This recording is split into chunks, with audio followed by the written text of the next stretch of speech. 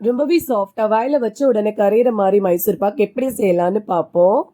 இன்னைக்கு நம்ம எல்லா மெஷர்மெண்ட்டும் இந்த டம்ளர் வச்சு தான் செய்ய போறோம். ஃபர்ஸ்ட் ஒரு கப் கடலை மாவு நல்லா சல்லடை வச்சு சரிச்சு எடுத்துக்கலாம். இப்ப பேன்ல ஒரு 2 மினிட்ஸ்க்கு கடலை மாவை ட்ரை ரோஸ்ட் பண்ணி எடுத்துக்க போறோம், பச்சை வாசனை போறதுக்காக. வறுத்து வச்சிருக்க கடலை மாவுல ஒரு பிஞ்ச் ஆஃப் சால்ட் சேர்த்துக்கோங்க. இப்ப நெக்ஸ்ட் ஒரு டம்ளர் அளவுக்கு ஃபிளேவர் இல்லாத ஆயில் இல்லாட்டி கீ எடுத்துக்கோங்க. அதுல பாதி டம்ளர் ஆயில நம்ம இப்ப இதுல சேர்த்துக்க போறோம். 1/2 கப் ஆயில் சேர்த்தோம்னா இந்த அளவுக்கு கன்சிஸ்டன்சில கிடைக்கும். மீதி இருக்க 1/2 கப் ஒரு கடலை சேர்த்து நல்லா ஹீட் பண்ணி வச்சுக்கலாம். இப்போ அதே பேன்ல ஒரு கப் அளவுக்கு சுகர், 1/2 கப் அளவுக்கு தண்ணி சேர்த்துக்கோங்க. நெக்ஸ்ட் ஒரு பிளேட் இல்லைன்னா டின் எடுத்து நெய் தடவி கிரீஸ் பண்ணி வச்சுக்கோங்க. இப்போ சுகர் சிரப்ல ஒரு கம்பி பதம் வந்துருச்சு. இந்த ஸ்டேஜ்ல நம்ம எடுத்து வச்சிருக்க கடலை மாவு மிக்ஸ் பண்ணிக்க போறோம். கடலை மாவு சேர்த்ததுக்கு அப்புறமா நல்லா கிண்டி விட்டுக்கிட்டே இருக்கணும்.